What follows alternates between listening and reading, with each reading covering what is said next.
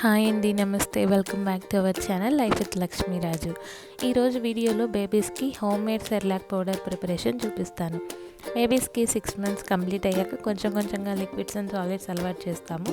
అలాంటప్పుడు బయట అమ్మే సెర్లాక్స్ లాంటివి కాకుండా ఇంట్లోనే హోమ్ మేడ్ సెర్లాక్ సింపుల్గా రిచ్ ప్రోటీన్స్, ఫైబర్స్, కార్బ్స్ ఉండే హెల్తీగా చేసుకోవచ్చు. ఇలా చేయటం వల్ల బేబీ హెల్తీగాను యాక్టివ్గాను ఉంటారు. అంతేకాకుండా ఈ పౌడర్ 6 to 12 months వరకు యూజ్ చేసుకోవచ్చు. లేట్ చేయకుండా ప్రాసెస్ చూద్దామా.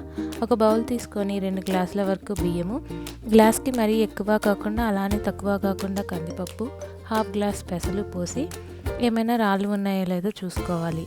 ఇలా చూసుకున్న తర్వాత వీడియోలో చూపిస్తున్న విధంగా 2-3 times క్లీన్ చేసుకోవాలి.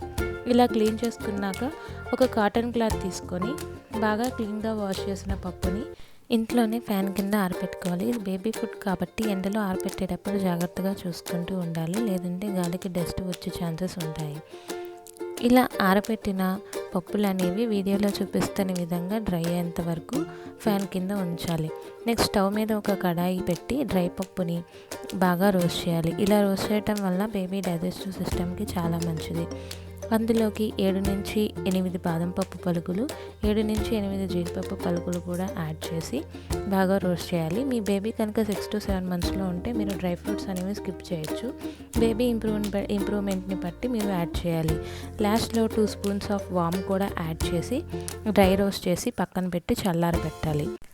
కూల్ అయిన తర్వాత మిక్సీ జార్లోకి తీసుకొని ఫైన్ పౌడర్ లాగా గ్రైండ్ చేసుకొని 8 జార్లోకి తీసుకొని స్టోర్ చేసుకోవడమే.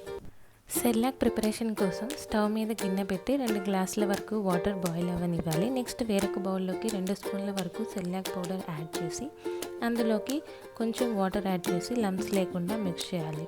బాయిల్ అయిన వాటర్లోకి యాడ్ చేసిన తర్వాత 20 minutes వరకు స్పూన్తో థిక్ కన్సిస్టెన్సీలోకి వచ్చేంత వరకు కలుపుకుంటూ మిక్స్ చేస్తూ ఉండాలి. థిక్ కన్సిస్టెన్సీ వచ్చిన తర్వాత పెరుగు మీద ఉన్న ఫ్రెష్ మేగడి కూడా వేసి మిక్స్ చేయాలి.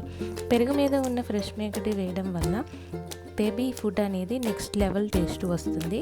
అంతేకాకుండా ఇది మంతెన సత్యనారాయణ గారి సజెషన్, సో మీరు కూడా ఫాలో అవ్వండి. సాల్ట్ అండ్ స్వీట్స్ అనేవి బేబీకి 1 year లోపు పెట్టకూడదు.